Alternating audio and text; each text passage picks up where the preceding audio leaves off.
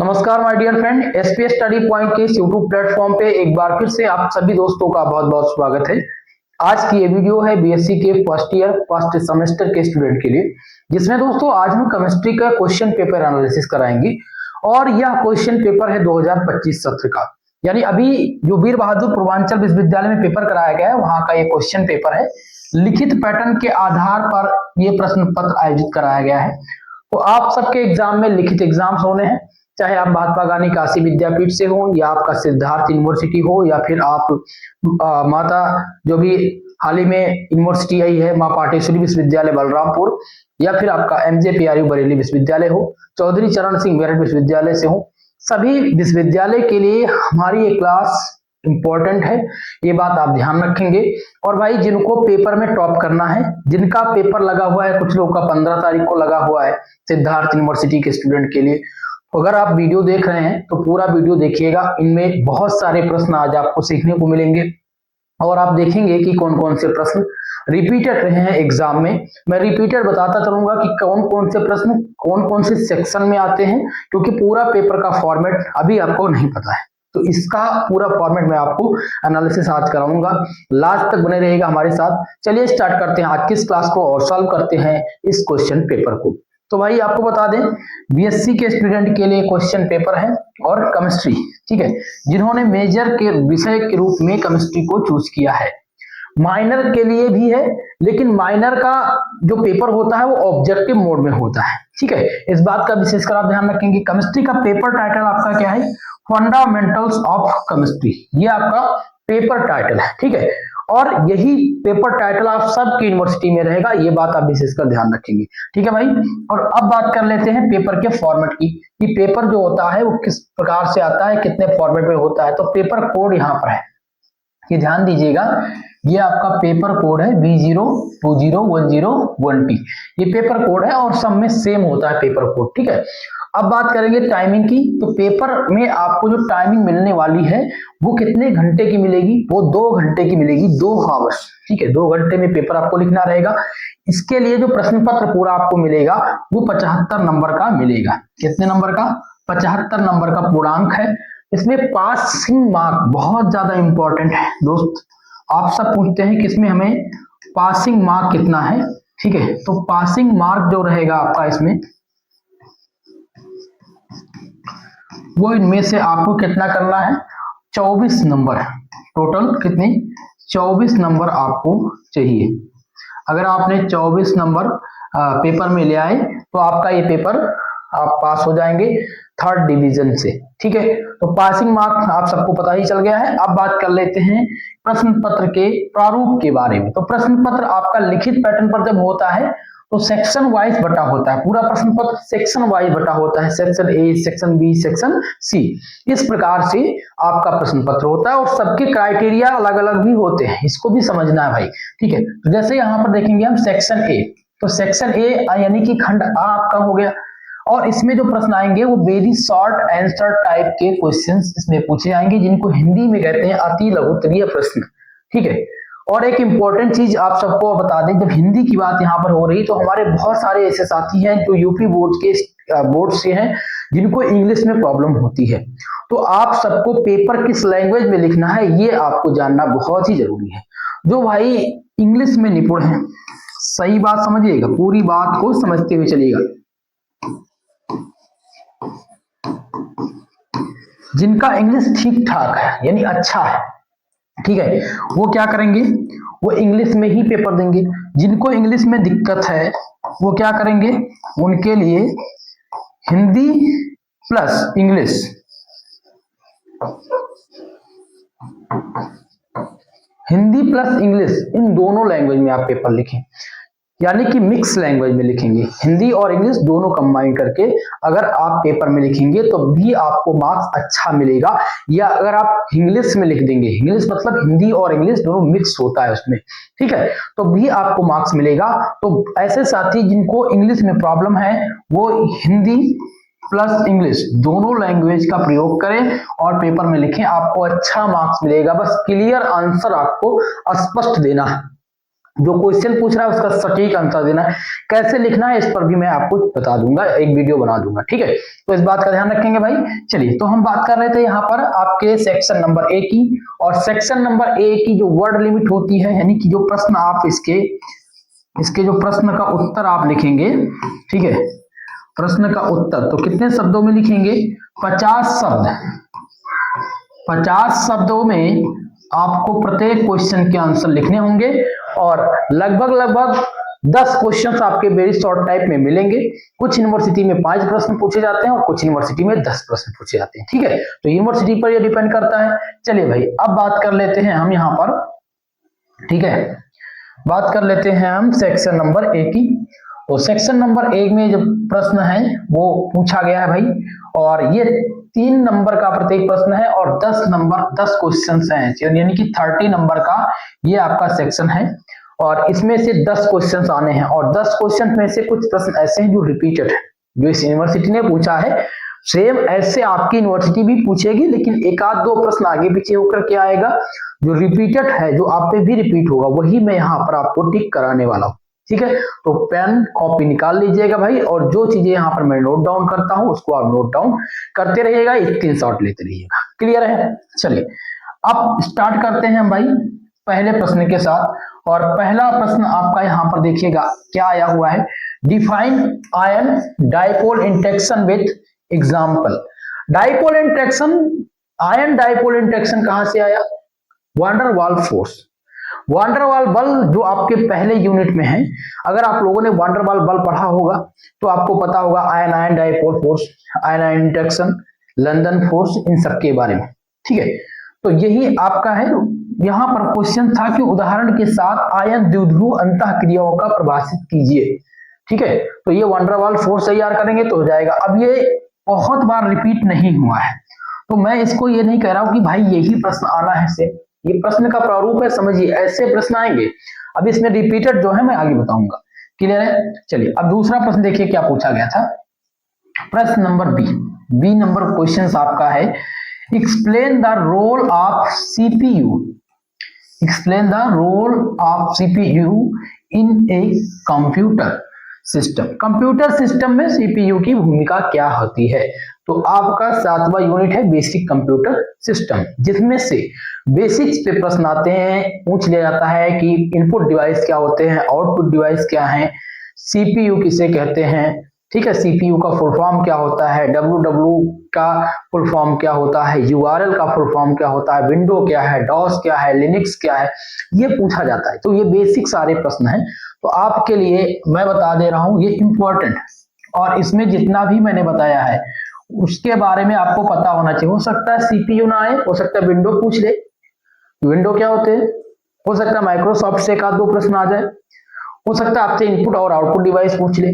तो आपको इन सारी चीजें तैयार करनी है, और ये इंपॉर्टेंट है, रिपीटेड प्रश्न के तौर पर पूछ लिया जाता है एग्जाम में।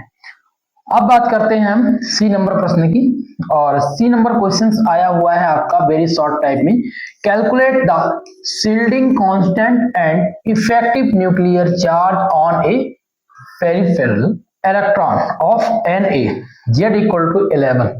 इसका आपको क्या बताना है? देखिए समझिएगा, ये क्वेश्चन क्या कह रहा है। ये क्वेश्चन आपका था कि Na(Z=11) के एक परिधीय इलेक्ट्रॉन पर परीक्षण स्थिरांक और प्रभावी नाभिक आवेश की गणना कीजिए। तो effective nuclear charge is most important, ठीक है। आपको क्या करना है? इफेक्टिव न्यूक्लियर चार्ज केवल तैयार करना है वेरी शॉर्ट तरीके में 50 वर्ड, बाकी नहीं तैयार करना है। ये क्वेश्चन आपको क्या करना है? छोड़ देना है पूरा। अगला क्वेश्चन देखेंगे डी नंबर, जिसमें है using the VSEPR predict the shape of I3 molecule. VSEPR theory, valence bond, माफ कीजिएगा, बैलेंस इलेक्ट्रॉन रिपल्सन थ्योरी। इसमें आपसे पूछा जाता है किसी भी मॉलिक्यूल का शेप, तो आपके लिए ये इंपॉर्टेंट है, और इसको आप समझिए।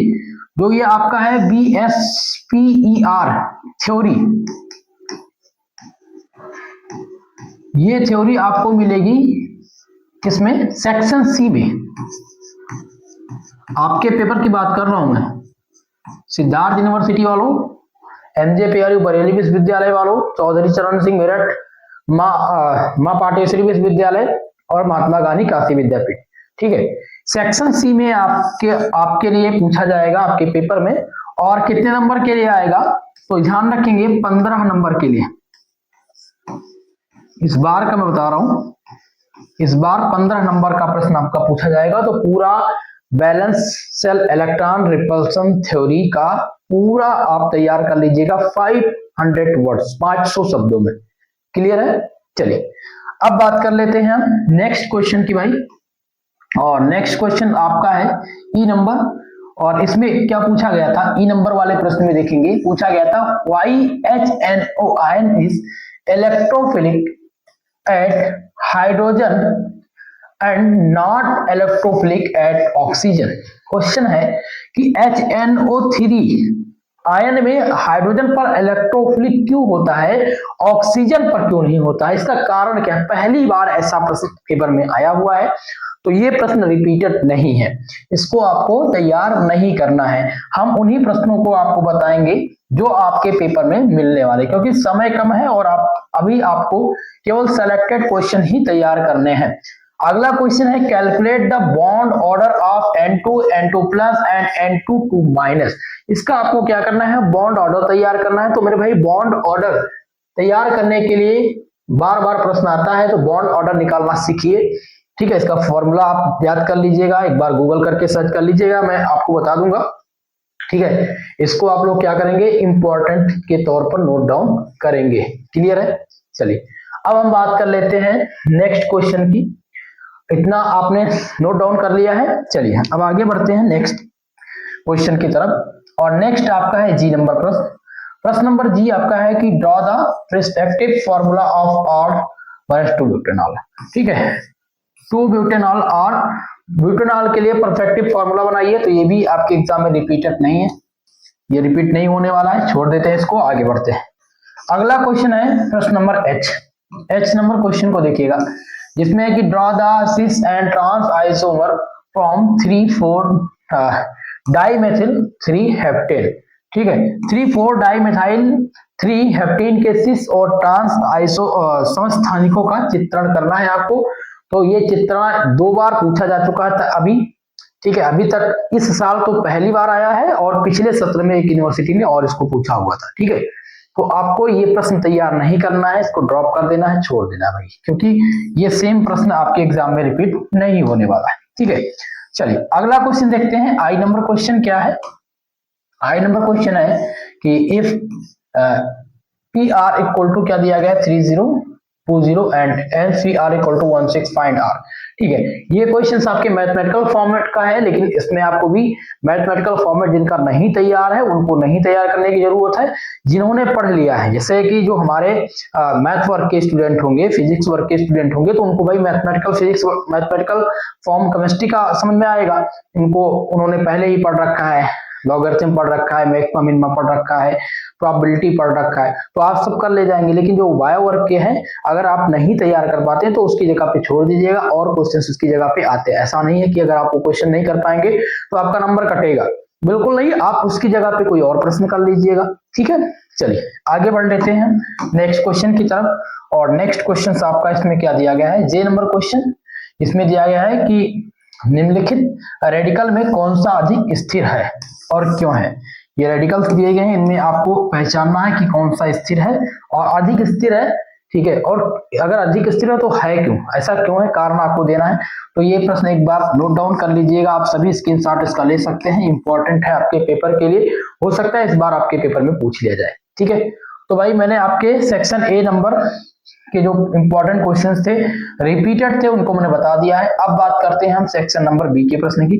ठीक है, और सेक्शन नंबर बी आपका है खंड बा, जिसमें शॉर्ट आंसर टाइप के क्वेश्चंस पूछे जाते हैं, लघु उत्तरीय प्रश्न। और इसकी जो शब्द सीमा होती है वो कितने वर्ड की होती है, वो 200 शब्द की होती है, 200 शब्दों में लिखना होता है, और यहाँ से 3 प्रश्न हल करना होता है। ठीक है, 3 प्रश्न हल करने होते हैं, 10 नंबर का होता है, यानी कि 30 नंबर का यह भी सेक्शन आपका रहता है। ठीक है, और इसकी शब्द सीमा 200 वर्ड है, तो आप इसका ध्यानपूर्वक विशेष कर ध्यान रखेंगे, क्योंकि भाई 3 ही प्रश्न करने होते हैं। और अगर 3 प्रश्न आपके तैयार हो गए और यहाँ से मैं आपको जो आपके पेपर में मिलने हैं तीनों क्वेश्चन मैं आपको नोट डाउन करा दूंगा, ये मेरी गारंटी है। ठीक है, तो चलिए प्रश्न को देखते हैं फटाफट से, प्रश्न कौन सा है और कौन सा आपको तैयार करना है। तो पहला प्रश्न देखेंगे इसमें आपके पेपर का दूसरा और आपके सेक्शन नंबर बी का दूसरा, जिसमें है कि explain why the beryllium exist in the metallic and not the atomic formula B2 on the basis of MOT। ठीक है, यहाँ पर है कि आणविक कक्षक सिद्धांत, आणविक कक्षक सिद्धांत को सफिक्स में लिखते हैं MOT यानी कि मॉलिक्यूलर ऑर्बिटल थ्योरी। ठीक है, तो मॉलिक्यूलर ऑर्बिटल थ्योरी के आधार पर यह स्पष्ट करें कि बेरिलियम धात्विक रूप में क्यों पाया जाता है, ना कि द्विपरमाणु अणु यानी कि BE2 में नहीं पाया जाता है। ठीक है, इसका कारण क्या है, तो आपको क्या करना है भाई, मॉलिक्यूलर ऑर्बिटल थ्योरी तैयार कर लेना है। ठीक है, और इसके आधार पर आपको कुछ जो ज्योमेट्रीज हैं उनको तैयार कर लेना। मॉलिक्यूलर ऑर्बिटल थ्योरी, इसको आप नोट डाउन कर लीजिए, MOT। ठीक है, मॉलिक्यूलर ऑर्बिटल थ्योरी, ये 10 नंबर देकर के जाएगा आपका पेपर में और 100% कंफर्म होता है, हर बार पेपर में पूछा जाता है। ठीक है दोस्तों, चलिए अगले क्वेश्चन की तरफ बढ़ते हैं हम और नेक्स्ट क्वेश्चन देखते हैं। प्रश्न नंबर आपका है तीसरा क्वेश्चन यहाँ पर देखेंगे क्या है, पूछा गया draw the structural formulas for each of the following pairs of compound. पहला है Z&E 2 पेंटेन, सेकेंड है Z&E, इसका भी EZ सिस्टम, E और Z सिस्टम करना है 2 फेनाइल 2 ब्यूटेन का। ठीक है, तो निम्नलिखित यौगिकों के प्रत्येक जोड़े के लिए संरचनात्मक सूत्र बनाना है। संरचनात्मक सूत्र बनाने के लिए हर यूनिवर्सिटी नहीं पूछती है, लेकिन सिद्धार्थ यूनिवर्सिटी के पूछे जाने की संभावना है। ठीक है, तो एक तरह से इंपॉर्टेंट आपका हो जाएगा भैया, इसको आप इंपॉर्टेंट नोट डाउन कर लीजिएगा। क्लियर है, चलिए आगे बढ़ते हैं और नेक्स्ट क्वेश्चन को देखते हैं। आपका अगला क्वेश्चन देखेंगे, इसमें है प्रश्न नंबर 4 और चौथा क्वेश्चन है जो कि सिद्धार्थ यूनिवर्सिटी के लिए बहुत इंपॉर्टेंट है, कई बार ये पूछा गया, डिफाइन द स्टालर रूल। ठीक है, क्या पूछा गया है, जो आपके स्लेटर थे, स्लेटर, ठीक है, इसको स्लेटर बोलते हैं, तो स्लेटर रूल क्या होते हैं। ठीक है, स्लेटर रूल क्या है, using this rule explain the facts that of the second ionization energy of sodium with atomic number 11 is higher than the first ionization energy। देखिए, इस रूल को आपको केवल तैयार क्या करना है, स्लेटर नियम को केवल परिभाषित कीजिए, इतना तैयार कर लेना है। और इसके कुछ जो फैक्ट्स हैं यानी पॉइंट बाय पॉइंट इसको तैयार कर लीजिएगा, लगभग 10 पॉइंट। ठीक है, ये तैयार कर लीजिएगा और ये स्टालर रूल क्या है ये पूरा तैयार कर लीजिएगा बस। इसके अलावा ये पूरा सेम थ्योरी नहीं आपको तैयार करने की जरूरत है। तो भाई यहाँ पर इतना जितना इंपॉर्टेंट है जो पेपर में आना उन्हीं को मैं आपको बताता हुआ चलूंगा। ठीक है, तो ये चौथा प्रश्न आपके लिए इंपॉर्टेंट है। ठीक है, बाकी ये आपको नहीं तैयार करना है, इसको मैं हटा दे रहा हूं, जो आपको तैयार करना है वही आपको इसको, ठीक है, इसको मैं दूसरे कलर से यहाँ से काट दे रहा हूँ। ठीक है, स्क्रीनशॉट आप सब ले सकते हैं, केवल और केवल इतना ही आपको तैयार करना है जो मैंने यहाँ पर हाईलाइट किया हुआ है। ठीक है, समझ में आ गया सारी चीजें। चलिए आगे बढ़ते हैं और नेक्स्ट प्रश्न को यहाँ पर देखते हैं। ठीक है, चलिए तो आपका अगला जो क्वेश्चन है वो प्रश्न नंबर 5 है और 5वां प्रश्न दोस्तों क्या है, एक्सप्लेन द फॉर्मूला माफ कीजिएगा, एक्सप्लेन द फॉलोइंग को आपको एक्सप्लेन करना है और इसमें बहुत ही इंपॉर्टेंट क्वेश्चंस हैं। पहला आपका है बेंट का रूल, बेंट का नियम क्या होता है। दूसरा है हाइब्रिडाइजेशन, जिसको हम हिंदी में कहते हैं संकरण। ठीक है, संकरण क्या होते हैं ये पूछे जाएंगे, इनमें संकरण के प्रकार पूछे जाएंगे, संकरण के आपको प्रकार बताने हैं। ठीक है, और प्रकार जब आप पढ़ेंगे तो प्रकार में आपके संकरण है, sp संकरण है, sp2 संकरण है, sp3 संकरण, sp3d संकरण। ठीक है, तो ये संकरण के प्रकार हैं और ये पेपर में पूछे जाएंगे, लॉन्ग टाइप में आता है, बहुत ही इंपॉर्टेंट क्वेश्चन है। इसको हम हाईलाइट कर दे रहे हैं रेड कलर से। ठीक है, ये बहुत ही इंपॉर्टेंट आपका है संकरण। ठीक है, रेड कलर से इसको इंडिकेट कर दे रहा हूं, इंपॉर्टेंट है, बहुत इंपॉर्टेंट। अगला आपका है तीसरा, जो कि है मीसो कंपाउंड, मीसो यौगिक कहेंगे तो मीसो यौगिक भी इंपॉर्टेंट है, इसको भी रेड कलर से मैं इंडिकेट कर दे रहा हूं ट्रिपल स्टार से, जो आपके एग्जाम में बहुत ही ज्यादा हेल्प करेगा। और नेक्स्ट आपका है फ्री रेडिकल्स, जिसको हिंदी में कहते हैं मुक्त मूलक। मुक्त मूलक क्या है, ये भी आपके लिए इंपॉर्टेंट है, रिपीटेड है ये सभी प्रश्न। क्लियर है, तो इतना आपको तैयार कर लेने हैं, ये सभी आपके लिए इंपॉर्टेंट है। देखिए जितना मैंने इसको नोट डाउन करा दिया है, आप सबका स्क्रीनशॉट ले सकते हैं। चलिए, आशा करता हूं आप लोगों ने स्क्रीनशॉट ले लिया होगा। आगे बढ़ते हैं नेक्स्ट प्रश्न की ओर। आपका अगला क्वेश्चन क्या है,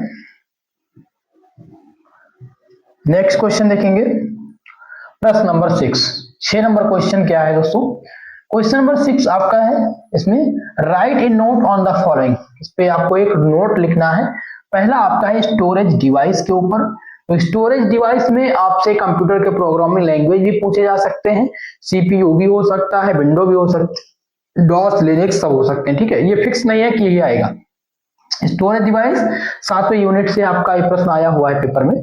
ठीक है, तो मैं ये नहीं कहता कि भाई यही प्रश्न बार बार पूछा जाएगा, हो सकता है ये चीजें ना आए, लेकिन इससे रिलेटेड टॉपिक्स जो आ सकते हैं उनको मैं बता सकता हूँ।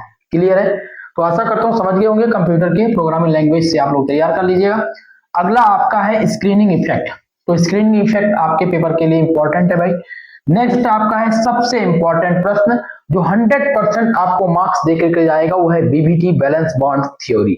बहुत इंपॉर्टेंट क्वेश्चन है, ठीक है, और इसको आप लोग भाई वेरी वेरी मोस्ट इंपॉर्टेंट के नाम से इंडिकेट कर लीजिएगा। ये क्वेश्चन आपका है very very most important question, जो आपको पेपर में 100% मिलेगा, हर साल मिलेगा, किसी भी ईयर का प्रश्न पत्र उठा करके देखेंगे तो ये क्वेश्चंस आपको देखने को मिल जाएगा। क्लियर है, चलिए अगला क्वेश्चन है binary number system. Binary number system भी इंपॉर्टेंट है। बाइनरी नंबर सिस्टम आता है या तो कंप्यूटर के प्रोग्रामिंग लैंग्वेज पूछे जाते हैं, दोनों में से किसी एक का आना तय होता है, तो हम बाइनरी नंबर सिस्टम को भी कंपलसरी करेंगे और इसको वेरी वेरी मोस्ट इंपॉर्टेंट लगाएंगे। क्लियर है इतनी चीजें, चलिए आगे बढ़ते हैं और नेक्स्ट क्वेश्चन को देखते हैं। आपका अगला प्रश्न इसमें क्या है, प्रश्न नंबर 7 और 7वां क्वेश्चन आपका इसमें आया हुआ था। ठीक है, 7वें में ए है, explain why 1,3 pentadiene is more stable than the 1,4 pentadiene. यहाँ पर समझाइए कि 1,3 पेंटाडाइन 1,4 पेंटाडाइन से अधिक स्थिर क्यों है, कारण क्या है इसका। ठीक है, तो भाई ये आपको नहीं तैयार करना है, इसको छोड़ दीजिएगा। अब बी नंबर प्रश्न को देखेंगे, जिसमें है एक्सप्लेन द फजान्स रूल, तो फजान के नियम को समझाइए, ये आपका इंपॉर्टेंट हो जाता है। ठीक है, ये आपका इंपॉर्टेंट है, इंपॉर्टेंट क्वेश्चन, बहुत ही ज्यादा महत्वपूर्ण ये प्रश्न है, बार बार पेपर में पूछा जाता है और पहले ही चैप्टर का ये प्रश्न है। क्लियर है, और आपका सी नंबर क्वेश्चन है explain the charge transfer complex. Charge transfer complex क्या होते हैं, इसको आप समझाइए, तो ये भी आपका बहुत ही इंपॉर्टेंट प्रश्न है। ठीक है, ये भी आपके एग्जाम में कई बार रिपीट हो चुका है, तो ये दोनों प्रश्न आपके इंपॉर्टेंट हो जाते हैं। ठीक है, चलिए आगे बढ़ते हैं, रिपीटेड है ये सभी, जो इंपॉर्टेंट बता रहा हूँ रिपीटेड है ये। ठीक है, ये ध्यान रखेंगे। 8वां प्रश्न आपके स्क्रीन पे आ चुका होगा, प्रश्न नंबर 8। ठीक है, और 8वां का ए नंबर क्वेश्चन है कि यहाँ पर क्या दिया गया, कंप्लीट द फॉलोइंग, निम्नलिखित की गणना कीजिए। आपको गणना करना है, मैथमेटिकल फॉर्म दिया गया है। ठीक है, बाइनरी नंबर सिस्टम का, तो आपको ये क्या करना है, छोड़ देना है, और जिनको तैयार करना है वो तैयार कर लीजिएगा, ऐसा नहीं है कि नहीं आएगा, मैथमेटिकल वालों के लिए सही है। और अगला क्वेश्चन भी मैथमेटिकल से ही है। ठीक है, जिसमें आपसे ये प्रश्न दिए गए हैं, तो ये प्रश्न रिपीटेड है, कई बार रिपीट हो चुका है, तो इतना आप जरूर तैयार कर लीजिएगा। ठीक है, ये मोस्ट इंपॉर्टेंट है दोस्तों, ध्यान रखेंगे। क्लियर है, चलिए आगे बढ़ते हैं और अब हम देखेंगे नेक्स्ट सेक्शन को। और एक प्रश्न इसमें से और है 9 नंबर क्वेश्चन में क्या दिया गया है देखेंगे। यहाँ पर estimate the following as D and L configuration, निम्नलिखित को डी और एल विन्यास के रूप में नामित कीजिए। R S D L and जो है आपका सिस्टम आता है नॉमेनक्लेचर सिस्टम, जिसमें डी एल पूछा जाता है, आर और एस पूछा जाता है, ये दोनों इंपॉर्टेंट हैं। फिलहाल यहाँ पर डी एल विन्यास के रूप में नामित करना है, तो यहाँ पर दिया गया है इनका फिगर और इसको डी एल कॉन्फ़िगरेशन में कन्वर्ट करना है, तो इंपॉर्टेंट है। ये कई बार पेपर में पूछे जा चुके हैं, इस बात का विशेष कर ध्यान रखेंगे दोस्तों। आ चुका है आपका सेक्शन नंबर सी। और यह सेक्शन सबसे बड़ा सेक्शन होता है, इसमें सबसे लॉन्ग टाइप के प्रश्न आपको देखने को मिलेंगे। सेक्शन सी में आपके लॉन्ग आंसर टाइप के क्वेश्चंस होंगे, इन्हें दीर्घ उत्तरीय प्रश्न कहा जाता है। और यहाँ से केवल और केवल एक प्रश्न, इस सेक्शन से एक ही प्रश्न आपको हल करने हैं, ठीक है। कितने शब्दों में? तो 500 शब्दों में आपको इसका उत्तर देना है। और कितने नंबर का है? तो 15 नंबर का एक नंबर है, एक प्रश्न है, ठीक है। तो हम यहाँ से आपको एक प्रश्न तैयार करा देंगे जो आपको पेपर में देखने को मिल जाएगा। क्लियर है? चलिए अब देखते हैं भाई प्रश्न को। तो पहला प्रश्न इसमें 10 नंबर प्रश्न, जिसमें क्या दिया गया है? Draw the MO energy level diagram of CO and F2, mention the HOMO and LUMO and calculate the bond order. भाई बॉन्ड ऑर्डर का प्रश्न है, मॉलिक्यूलर ऑर्बिटल थ्योरी से प्रश्न आया हुआ है, ठीक है दोस्तों। तो बॉन्ड ऑर्डर निकालना सीख लीजिएगा, ये सेम प्रश्न नहीं आएगा, ठीक है। तो अब इसको हम छोड़ देते हैं, ड्रॉप करते हैं और आगे देखते हैं नेक्स्ट क्वेश्चन को। नेक्स्ट क्वेश्चन आपका है 11 नंबर, और इसमें क्या दिया गया है देखिएगा। यहाँ पर प्रश्न है कि निम्नलिखित अणुओं के R एंड S या E एंड Z नामकरण दीजिए, जहां भी लागू हो वहां कीजिए। यहाँ पर आपको क्या करना है? RS and EZ system of nomenclature तैयार करना है। ये पूरा नहीं, ये आपको नहीं तैयार करना है, ठीक है। ये तो इन्होंने दिया ही है, आपके पेपर में दिया नहीं होगा। आपको RS और DL इंपॉर्टेंट है, EZ सिस्टम ऑफ नोमेनक्लेचर, ठीक है। तो आपको क्या करना है? 11 नंबर का ए में आपको इतना केवल तैयार करना है, RS and EZ system of nomenclature. Clear है? चलिए आगे बढ़ते हैं और नेक्स्ट क्वेश्चन को देखते हैं भाई। यहाँ पर आपका अगला जो क्वेश्चन है उसको देखेंगे कि क्या आया हुआ था। तो बी नंबर प्रश्न यहाँ पर आया हुआ है, एक्सप्लेन द फॉलोइंग, एक्सप्लेन करना है। यहाँ पर पहला प्रश्न क्या दिया गया है? Electromeric effect. इलेक्ट्रोमेरिक इफेक्ट के बारे में आपको यहाँ पर बताना है कि इलेक्ट्रोमेरिक इफेक्ट क्या होते हैं। दूसरा है हाइपर कॉन्जुगेशन, जिसे हिंदी में बोलते हैं अति संयुग्मन। तो हाइपर कॉन्जुगेशन के लिए दोस्तों आपको बता दें, ये आपका इंपॉर्टेंट है क्योंकि पेपर में रिपीट होता है। इलेक्ट्रोमेरिक इफेक्ट और मेसोमेरिक इफेक्ट, ये दोनों पूछे जाते हैं, ठीक है। ठीक है, तो इस पे शॉर्ट नोट लिखने के लिए आ सकता है, तो ये भी आपका इंपॉर्टेंट हो जाता है। तीसरा आप देखेंगे जिसमें है conformational analysis of N-butane. Conformational मतलब होता है समरूपण, कन्फॉर्मेशन का मतलब होता है समरूपण। तो ये आपके स्टीरियोकेमिस्ट्री का प्रश्न है। तो समरूपण क्या है, और एन-ब्यूटेन और साइक्लोहेक्सेन दो पूछा जाता है। साइक्लोहेक्सेन को भी कोई पूछा जाता है और एन-ब्यूटेन पूछा जाता है। तो फिलहाल यहाँ पर एन-ब्यूटेन है, तो आपको साइक्लोहेक्सेन का भी तैयार कर लेना है। तो यह भी आपके लिए जो है ये इंपॉर्टेंट हो जाएगा, ठीक है। ये आपका मोस्ट इंपॉर्टेंट क्वेश्चन है। क्लियर है? चलिए अब बात करते हैं नेक्स्ट क्वेश्चन की, ठीक है। तो नेक्स्ट क्वेश्चन आपका है यहाँ पर 12 नंबर प्रश्न, और इसको समझिएगा, यही आपका लॉन्ग सेक्शन में हो जाएगा, ठीक है। 12 नंबर प्रश्न में 12 नंबर क्वेश्चन ध्यान दीजिएगा, क्या दिया गया है? दिया गया right A short note on the following. Short note आपको लिखना है इन सभी पर। पहला आपका जो क्वेश्चन है इसमें है कि रिलेटिव एंड एब्सोल्यूट कॉन्फ़िगरेशन, इस पे आपको लिखना है, तो ये आपका इंपॉर्टेंट नहीं है। दूसरा है ऑप्टिकल आइसोमेरिज्म, तो ये आपका इंपॉर्टेंट है, ऑप्टिकल आइसोमेरिज्म तैयार कीजिएगा। कार्बीन क्या होते हैं, और इस पर आपको संक्षिप्त टिप्पणी लिखनी है। तो ये दो इंपॉर्टेंट हैं, ये दोनों आपके इंपॉर्टेंट है दोस्तों, ठीक है।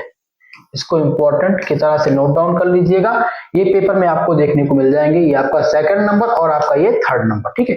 आप चाहें तो इसका स्क्रीनशॉट ले सकते हैं। क्लियर है? चलिए हिंदी में इसको क्या बोलते हैं? ऑप्टिकल को प्रकाशीय समवेता, और इसको कार्बिन्स बोलते हैं। क्लियर है? चलिए आगे बढ़ते हैं और नेक्स्ट क्वेश्चन को देखते हैं। आपका अगला क्वेश्चन क्या है? 13 नंबर प्रश्न है, और ये लास्ट प्रश्न शायद होगा इस प्रश्न पत्र का।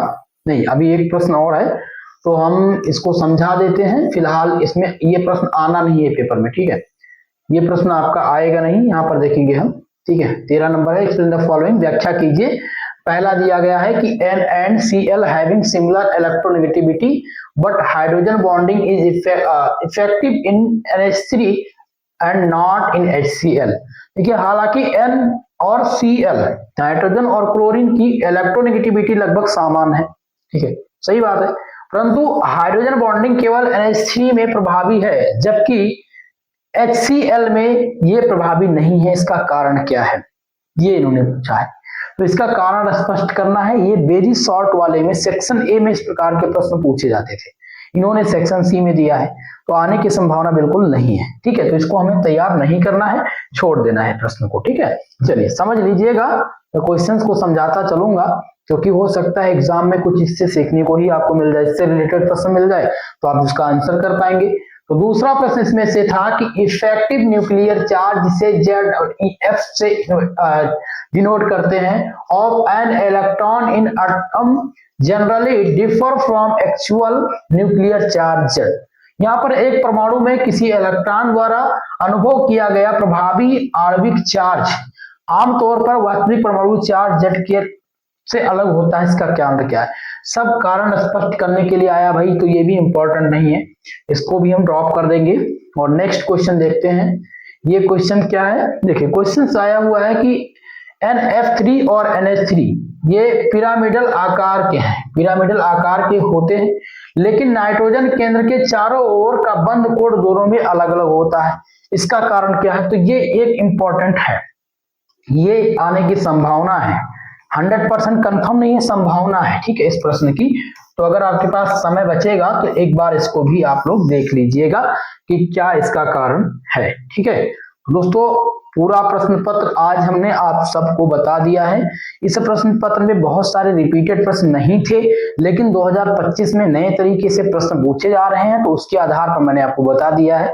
इसके अलावा मैंने मॉडल पेपर भी प्रोवाइड किया है, तो अगर आप लोग मॉडल पेपर नहीं देख सकते हैं, तो अगर मॉडल पेपर आप लोगों ने देखा हो तो अच्छी बात है, वो तैयार कर लीजिएगा। अगर नहीं देखा है तो आप प्लेलिस्ट में जाएंगे तो आपको मॉडल पेपर देखने को मिल जाएगा, वो आप लोग तैयार कर सकते हैं और आपको कंफर्म पता हो जाएगा कि कितने कितने प्रश्न आपके पेपर में पूछे जाने हैं। ठीक है दोस्तों, तो आशा करता हूं कि ये वीडियो आप सबके समझ में आया होगा। आपको वीडियो पसंद आई हो, प्लीज वीडियो को लाइक शेयर कर दीजिएगा और बीएससी की समस्त तैयारी के लिए हमारे यूट्यूब चैनल को सब्सक्राइब जरूर कर लीजिएगा। ठीक है दोस्तों, तो आज के लिए बस इतना ही, मिलते हैं किसी नेक्स्ट वीडियो में, तब तक के लिए जय हिंद जय भारत।